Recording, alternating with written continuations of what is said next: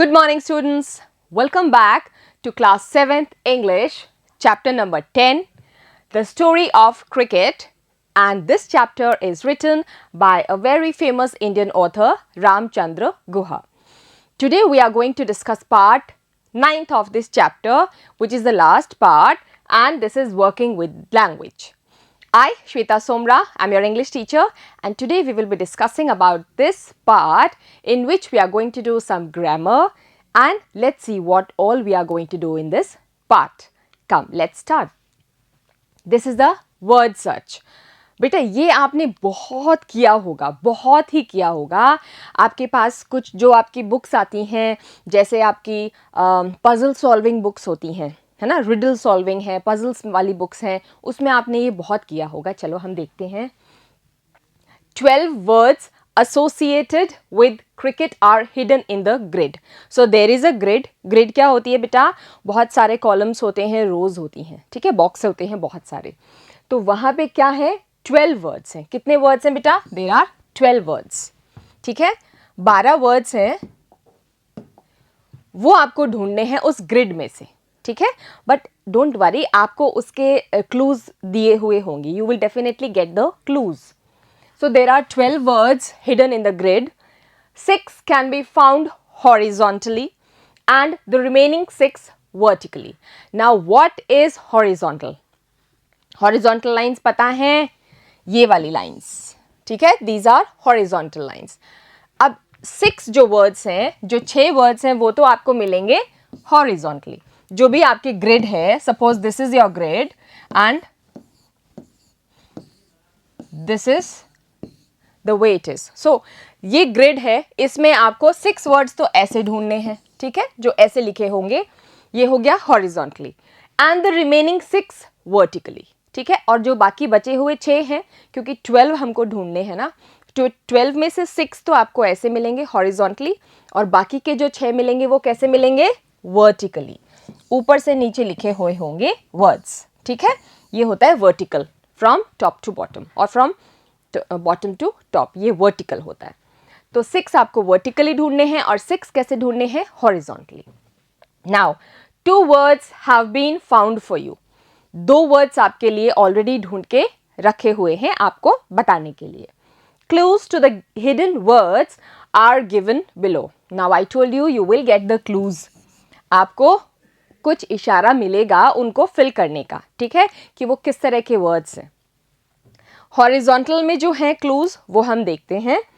6 deliveries. What are 6 deliveries? क्या होती हैं बताओ? 6 डिलीवरीज मतलब 6 बार बॉल फेंकना, है ना, 6 बार बॉल डिलीवर करना. तो 6 डिलीवरीज का मतलब एन ओवर. ठीक है, एक over. Okay, now 4 runs.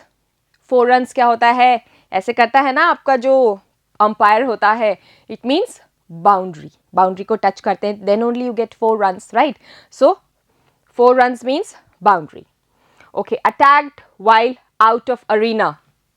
We will see the word. ठीक है, नो रिजल्ट. कोई रिजल्ट नहीं निकलना. Stumps. Fielder to the off side of the wicket keeper. अब इनके क्या क्या वर्ड्स है आप सबको पता है ये वर्ड्स.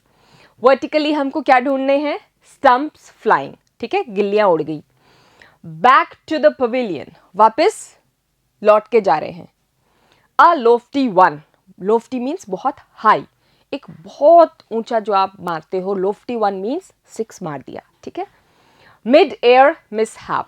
जो हवा के बीच में ही कोई मिसहैपनिंग हो जाए, जैसे आपने बॉल को मारा बैट से और वो हवा में उड़ी और किसी ने उसको बीच में ही कैच कर लिया, तो मिसहैपनिंग हो गई ना, वो उसको बोलते हैं. ठीक है, catch out.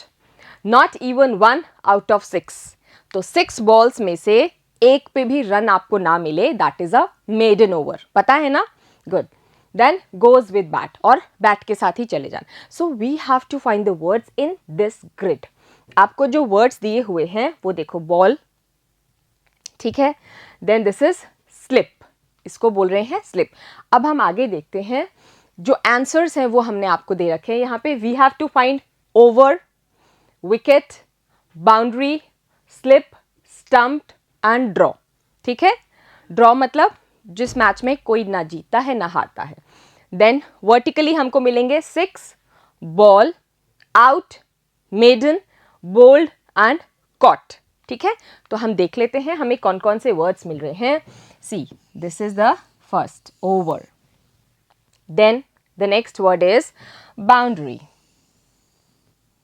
All right, then stumped. ठीक है, stumped. Okay, then what next बेटा? Draw. So 1, 2, 3, 4, 5 and one more is there. We need to find that this is wicket. All right. So ये तो हैं आपके horizontal words. Now what are the vertical words? हम अभी ढूंढते हैं. Okay. The first is bold. ठीक है. Then out. All right. Then 6. 6. What else? Caught. This is the next. Then, okay, maiden. Maiden भी आपको पता है ना? So this is maiden. Maiden over means no runs. So 1, 2, 3, 4, 5 and 6. So we are done. ठीक है? आ गया समझ में? चलो, we will do the next. ये इंटरेस्टिंग लगता है या नहीं लगता है आपको, ये बताओ आप। लगता है ना? मैं तो जब भी मेरे पास ऐसी कोई बुक आती थी, जैसे बाल हंस हुई या फिर बाल भास्कर हुई, है ना, तो मैं तो फटाफट से ये ग्रिड्स फिल करती ही करती थी। या कोई भी पजल सॉल्विंग बुक्स होती थी, उसमें either you had to fill the spelling of some words और कुछ भी जो बहुत इंटरेस्टिंग होता था। This is Hindi also and in English also. चलो नेक्स्ट क्वेश्चन देखते हैं। Add ly to the italicized words in each sentence.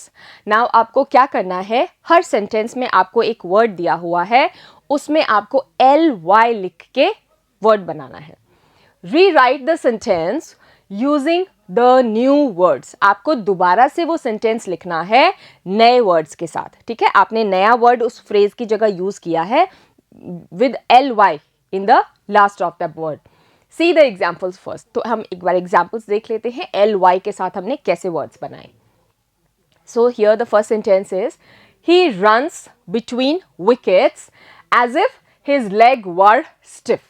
ठीक है, वो विकेट्स के बीच में ऐसे भाग रहा था जैसे कि उसके पैर बहुत ही स्टिफ हो गए हों, अकड़ गए हों।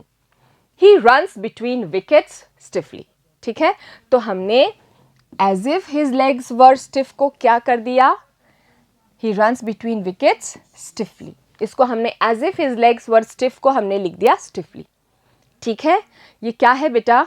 This is action, है ना? Action हो रहा है ना?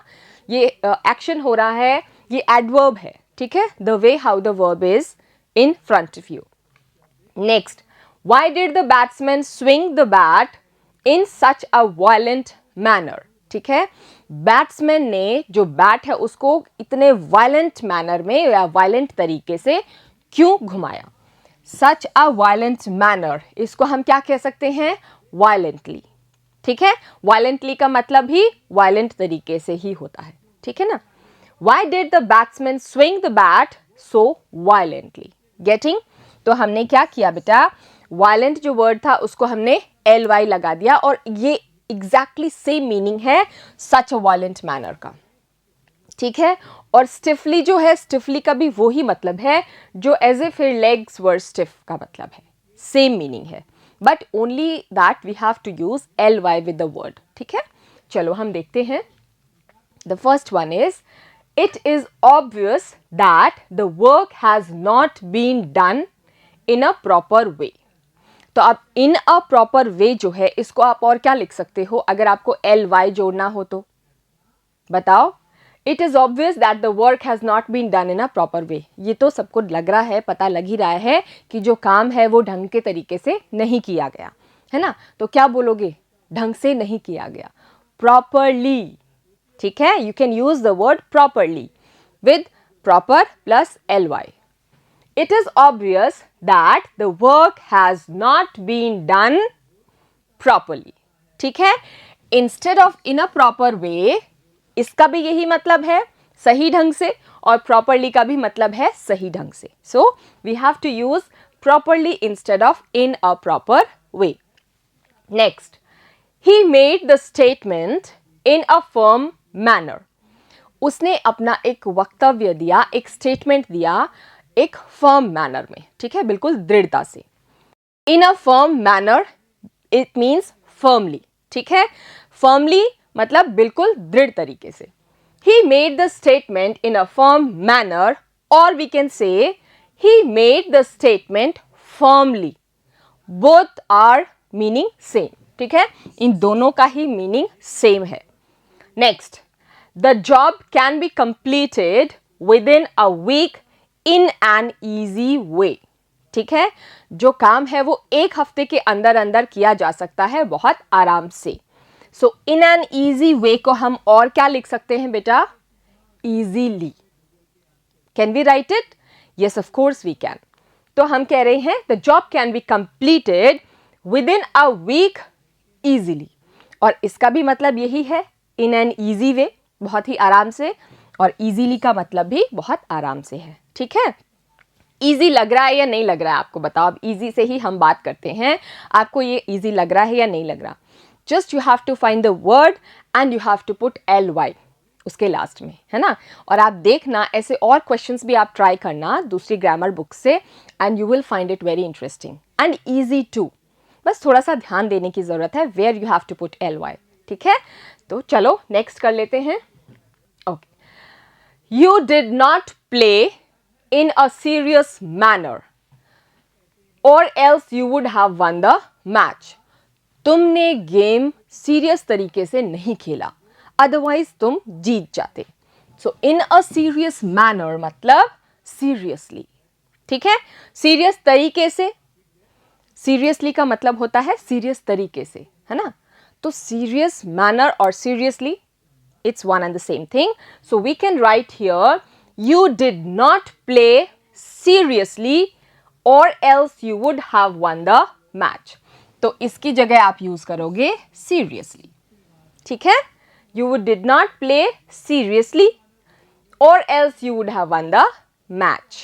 Let's take the next. She recited the poem in a cheerful manner. In a cheerful manner मतलब चेयरफुल तरीके से, है ना.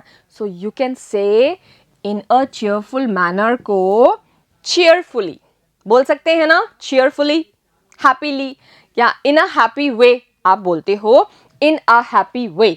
तो you can also say it happily. She is going to the school in a very happy mood, in a very happy way. और you can say she goes to school happily, है ना, बोलते हैं ना. तो we are using cheerfully instead of in a cheerful manner and both of them have the same meaning. अगर इनको हम सेंटेंस में लिख रहे हैं तो दोनों का एक ही मीनिंग आता है. She recited the poem cheerfully. उसने बहुत ही cheerful तरीके से पोएम को रिसाइट किया, उसको गाया, गा के सुनाया. समझ में आ गया? It is really very easy बेटा. ठीक है, चलो हम नेक्स्ट करते हैं. Third question, use the following phrases appropriately in place of the italicized words in the sentences given below. अब हमको क्या करना है, कुछ आगे phrases दिए हुए हैं, इनको हमको जो आगे सेंटेंस दिए हैं उनके अंदर फिट करना है. ठीक है, okay. So as a matter of fact मतलब सच कहें तो, as a matter of fact मतलब अगर सच बात कही जाए तो. चलो इसको एक बॉक्स में रख देते हैं. अब कितने हैं देखो, 1 2 3 4 एंड 5. ठीक है, तो as a matter of fact का आपको बता दिया, अगर सच हो तो वी हैड बेटर, हम इससे और कुछ अच्छा कर सकते थे. सी टू इट, ध्यान देना, you just see to it. Okay, it means to be careful, ध्यान देना है किसी चीज पे. देन बाय एक्सीडेंट मतलब गलती से हो गया, है ना. Then as well means उसको भी. Getting? अब हम देखते हैं इसके sentence. First one here is, actually I didn't intend to come to your place. वो कह रहा है सच बात तो ये है कि मैं तुम्हारी जगह पे आने के लिए intendedly नहीं आया हूँ. मतलब मैं तुम्हारी जगह पे जानबूझ के नहीं आया हूँ. इंटेंट मीन्स इंटेंशन, आपकी इच्छा, तो उससे नहीं आया हूँ. I reached here without planning, मैं यहाँ पे बिना प्लानिंग के ही आ गया. ठीक है, विदाउट प्लानिंग. अब विदाउट प्लानिंग को आप इनमें से क्या बोल सकते हो? We had better see to it, by accident और एज वेल. बाय एक्सीडेंट कह सकते हो, है ना. बाय एक्सीडेंट मीन्स एक्सीडेंटली आ गया मैं आपके घर. मैं सोच के तो नहीं आया था कि मैं आपके घर चलूं, बट एक्सीडेंटली मैं यहाँ पहुंच गया ऑल ऑफ अ सडन. ठीक है, तो it will be by accident here. So how will we write? Actually I did not intend to come to your place. I reached here by accident. ठीक है, क्या लिखोगे? I reached here by accident. मैं गलती से यहां पहुंच गया. ठीक है, next. Sunil, there's a letter for you in today's post. तो कोई कह रहा है सुनील को कि सुनील, तुम्हारे लिए आज के जो पोस्ट्स आए हैं उनमें एक लेटर आया है. There's one for me also. तो वो कह रहा है एक मेरे लिए भी आया है. तो आपको बताया था ना, इसके लिए भी का हमने क्या देखा था लास्ट में? as well. ठीक है, so here we can write, Sunil, there's a letter for you in today's post. There's one for me as well. ठीक है, तो आप also की जगह और क्या लिख सकते हैं बेटा? You can write as well. और इन दोनों का एक ही मतलब है. ठीक है, there's one for me as well. ठीक है, here we have to write as well. Next, everybody thought I had composed the poem. सबने यही सोचा कि मैंने ही पोएम को कंपोज किया है, लिखा है. The truth is my younger sister did it. ठीक है, तो ट्रुथ मैंने आपको बताया था ना, सच कहें तो क्या था? As a matter of fact. क्या लिखोगे ट्रुथ की जगह पे? As a matter of fact. ठीक है, आप लिखेंगे as a matter of fact. तो कैसे बन जाएगा sentence? Everybody thought I had composed the poem. हर किसी ने सोचा मैंने पोएम को बनाया है या लिखा है. The truth is my younger sister did it. सच तो ये है कि मेरी छोटी बहन ने उसको लिखा है. तो हम कैसे लिखेंगे? As a matter of fact, my younger sister did it. ठीक है, ऐसे लिखेंगे. As a matter of fact, my younger sister did it. समझ गए? Okay, let's take the next one. The doctor told the patient to make sure that he took his pills on time.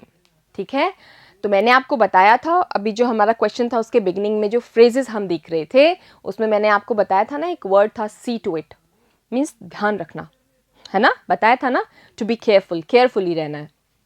The doctor told, doctor ने कहा, the patient, किसको कहा? Patient को कहा, मरीज को कहा, टू मेक श्योर, कि ध्यान रखना इस बात का, that he took his pills on time, कि वो अपनी दवाइयाँ, पिल्स मीन्स दवाइयाँ, ठीक है, गोलियां, वो समय पे ले. ठीक है, तो हम क्या लिखेंगे इसको? See to it instead of make sure. ठीक है, इसका एक ही मतलब है बेटा. See to it, be careful, make sure, it means the same. So the doctor told the patient to see to it that he took his pills on time.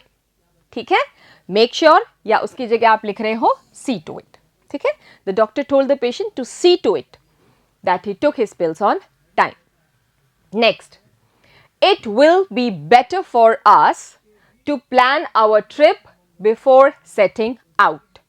हम हमारी ट्रिप प्लान कर लें बाहर निकलने से पहले तो वो अच्छा होगा, है ना. जहां हम बाहर जा रहे हैं कहीं घूमने, तो उससे निकलने से पहले हम प्लान कर लें कि कैसे क्या क्या करेंगे, कहाँ घूमेंगे, कौन सी गाड़ी से जाएंगे, कितने कितने लोग जाएंगे. तो ये सब है इन्होंने डिसाइड किया. तो it will be better for us, इसका मतलब वी हैड बेटर. ठीक है, it will be better for us, ये हमारे लिए अच्छा होगा, या वी हैड बेटर, ये हम अच्छा करेंगे, to plan our trip before setting out. Getting? तो हम लिखेंगे we had better plan our trip. What we will write? We had better plan our trip before setting out. बाहर निकलने से पहले अच्छा होगा कि हम हमारी ट्रिप को प्लान कर लें. गेटिंग? चलो next. Oh, this is very easy. Complete each of the following words using GH, double F और F. अब आपको एक बात बताते हैं. फोनिक साउंड्स पढ़े हैं आपने छोटी नर्सरी क्लासेस में, याद है आपको फोनिक साउंड्स पढ़े होंगे. साउंड्स ऑफ द लेटर्स, जो आपका ए है वो कैसे साउंड करता है, बी है वो कैसे साउंड करता है. लाइक अ फॉर ए, देन बी का होता है ब, सी का होता है क, डी का होता है ड. ये फोनिक साउंड्स है ना. अब हम बात कर रहे हैं जो साउंड इससे निकल रहा है, जी एच, डबल एफ और एफ. तो let me tell you one thing बेटा, इन तीनों का साउंड निकलता है फ. क्या निकलता है? फ. ठीक है. एफ का, डबल एफ का और जी एच का, तीनों का ही एक ही साउंड निकलता है, एंड दैट इज फ. All right. So now what we have to do is, using these three things, we have to fill in the letters. हमारे सामने कुछ words दिए हैं जिनमें कुछ letters missing हैं, तो हमको उनके sounds में कौन से ये letter आएंगे, GH आएगा, double F आएगा या F आएगा, वो हमको इसमें लिखना है. So be careful while doing the spellings here. ठीक है, थोड़ा ध्यान से. Then say each word clearly after your teacher. चलो फिर मैं आपको इसको बुलवा भी दूंगी. ठीक है, आप मेरे साथ साथ बोलना. The first one here will be E, then there are two things here. तो आएगा एफ ही, effort. It will be effort. पर क्या आएगा? जी एच आएगा, डबल एफ आएगा या सिंगल एफ आएगा. तो यहाँ पे दो ब्लैंक्स हैं, इसका मतलब दो चीजें आएंगी, इधर इट इज जी एच और डबल एफ. तो क्या आएगा बताओ? Exactly this will B double F. ठीक है. एफर्ट. देखना साउंड पे आप ध्यान देना. एफर्ट, क्या साउंड आया डबल एफ का? फ. ठीक है. Then next, this is dash A C T. This will be fact. Okay, एक की ही जगह खाली है और एक एफ है, तो this will be fact. Fact. देखो क्या साउंड आया, एफ का भी फ. फैक्ट. थर्ड, एक ही आएगा, obviously this will be F. Confess. ठीक है, क्या आएगा? Confess. F again. Next, L A U dash I N G. So this will be G H. Okay, G H आएगा and the word will be laughing. क्या word बनेगा? G H से laughing. This is laugh. L A U G H is laugh. तो laugh में देखो बेटा, ये तो क्या हो गया? ला. और जी एच को हम क्या लिख रहे हैं? फ. यही लिख रहे हैं ना. तो जी एच का साउंड क्या आया बेटा? इट इज फ. यहां पे हमारा जो साउंड आ रहा है वो है फ. बस इसी का आपको ध्यान रखना है. You have to just remember this thing. चलो नेक्स्ट. इनफ. इनफ बोलते हैं ना, बस बहुत हो गया. इनफ. क्या आएगा यहां पे? जी एंड एच. तो देखो जी एच को यहां भी फ बोल रहे हैं, यहां भी फ. इनफ. फ. देन एच ए एल, एक ही ब्लैंक है, so we will write half. Half. H A L F. F again f. Now this is S C R U, double F आएगा. ठीक है, scruff. Scruff. Next, R O U G H, rough. Rough work करते हैं ना हम maths में. So G and H. See we are using G H, लेकिन ग और ह का कोई प्रोनाउंसिएशन हम नहीं यहां ले रहे हैं काम में. वी आर सिंपली सेइंग फ. जी एच को हम बोल रहे हैं f. Rough. Okay, rough. Then stiffly. This will be stiffly. ठीक है, stiffly. This is difference. So differ से बनता है difference. So this is D I double F E R, differ. Then E N C E, difference. ठीक है. So see all the words here used are sounding f. Then safety. S A F E T Y, safety. Then this is flush. F L U S H, flush. ठीक है. So all these words which I have written here are all sounding फ. क्या sound कर रहे हैं? फ. तो चलो एक बार टीचर के साथ पढ़ना है. So we will read the word effort, effort, fact, confess, laughing, enough, half, scruff, rough, stiffly, difference, safety, and the last flush. Done? Okay, अब फटाफट से इनके आंसर्स देख लो. effort, fact, confess, laughing, enough, half, scruff, rough, stiffly, difference, safety, and flush. Getting? So these are the answers which we have made using GH, double F or F. ठीक है? चलो next देखते हैं. Write 2 paragraphs describing a bus ride to watch a cricket match in a village. ठीक है, हमको 2 paragraphs लिखने हैं एक बस राइड के बारे में कि आप उस बस में बैठ के गांव में कोई क्रिकेट का मैच देखने जा रहे हो. Use the following points, add some of your own. Now what you have to do is, here are some points which are given. We have to use these points also and we can add from our own thoughts also. So the points given here are, let's read them. First one is 2-hour journey by bus. 2 घंटे की यात्रा थी बस से. ठीक है, 2 hour means 2 घंटे, journey आपको पता है यात्रा. Next, an old and crowded बस. एक पुरानी और क्राउडेड बस. क्राउडेड मीन्स भीड़ वाली, भीड़ से भरी हुई बस थी. Friendly passengers. फ्रेंडली मतलब दोस्त नुमा. ठीक है, पैसेंजर्स मीन्स यात्री. दोस्ती नुमा यात्री थे, बहुत अच्छे यात्री थे. Visit to a village fair where the match is to be played. और ये लोग कहाँ जा रहे हैं? गांव में कोई मेला है, उस मेले में ये मैच खेला जा रहा है, वहां जा रहे हैं विजिट करने. The match between 2 village teams. और मैच किसके बीच में हो रहा है? गांव की ही 2 टीम्स के बीच में. Make shift stumps, rough pitch and a rubber ball. और मेक शिफ्ट स्टम्प्स क्या होते हैं? स्टम्प्स मतलब बिल्कुल ऐसे अनयूजुअल से हैं, बहुत मतलब ऐसे ही बना रखे हैं कोई भी लकड़ियों को यूज़ करके, या ऐसे ही, है ना, कोई फिक्स स्टम्प्स नहीं है. और पिच है वो भी बहुत ऊबड़ खाबड़ है. पिच बिल्कुल जो एक लेवल में होनी चाहिए ऐसी नहीं है. और रबर की बॉल से खेल रहे हैं, जिससे छोटे बच्चे खेलते हैं ना. They are not having that leather cork ball. The match was enjoyable but the trip was tiring. तो मैच जो था वो तो बहुत ही इंजॉयबल था, बहुत मस्ती भरा था, लेकिन जो ट्रिप थी, ट्रिप मीन्स उनकी जो यात्रा थी, वो बहुत ही टायरिंग थी. इट वॉज वेरी टायरिंग, या थका देने वाली थी. ठीक है, ट्रिप मीन्स यात्रा और टायरिंग मीन्स थका देने वाली. तो चलो हम देखते हैं क्या लिखा है हमने. So answer here is, see you can write it on your own using दो सेंटेंसेस. और अपने आप से भी कुछ और ऐड करके आप लिख सकते हो. ठीक है, इट्स अप टू यू, आप अपने हिसाब से कर सकते हो. Here this is what I have written to help you. If you need you can take help from this. So cricket match in a village, ये इसका हेडिंग होगा. गांव में खेला गया एक क्रिकेट का मैच.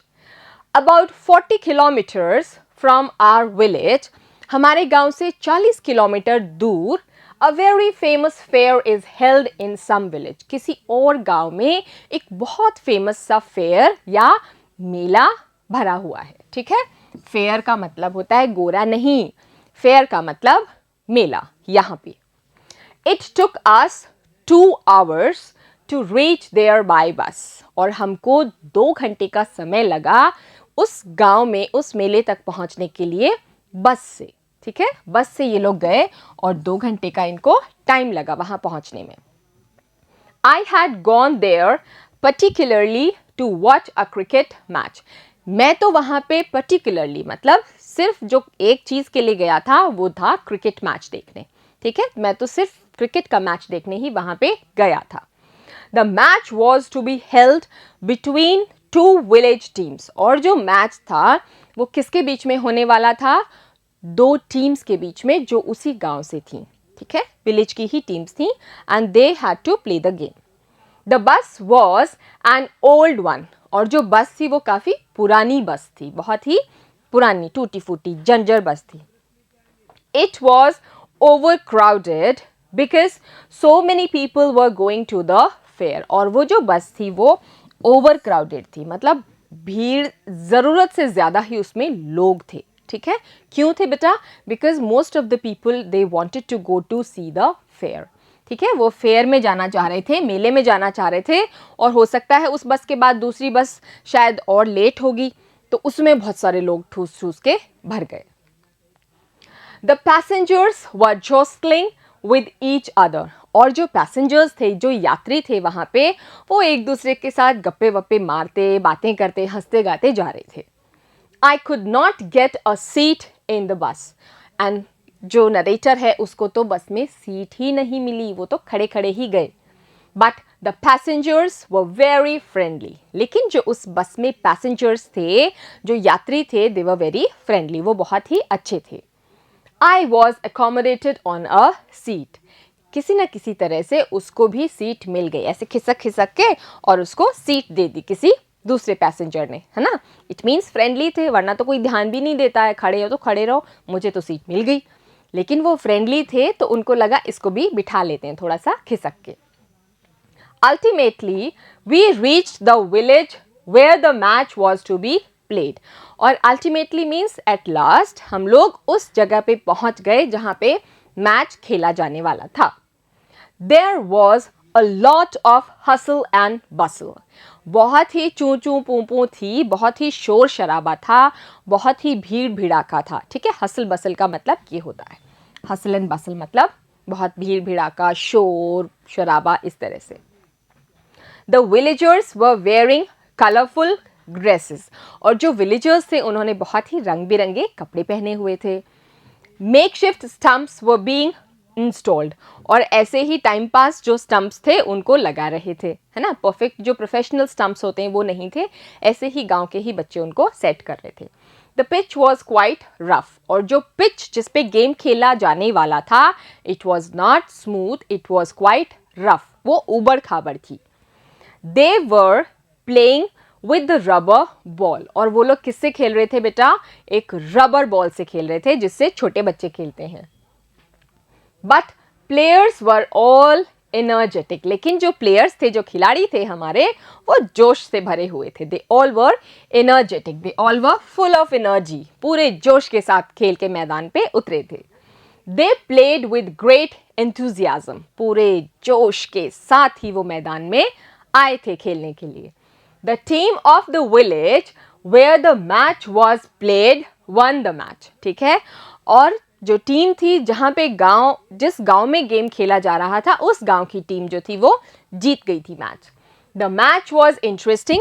मैच बहुत ही रोचक था, इंटरेस्टिंग था. But the trip was very tiring. लेकिन जो ट्रिप थी वो बहुत ही थका देने वाली थी, बहुत टायरिंग थी. So here we are done with the grammar part, working with language. I hope you understood it and it was easy for you as well. So here we are done with this part of the chapter and we are done with the English of your class 7th. ठीक है, this was the 10th chapter and we have completed it. So I hope you enjoyed the whole sessions, all the sessions of your English book of NCERT. So wish you all the luck, all the best for your exams, beta. Always keep studying, keep smiling. Take care.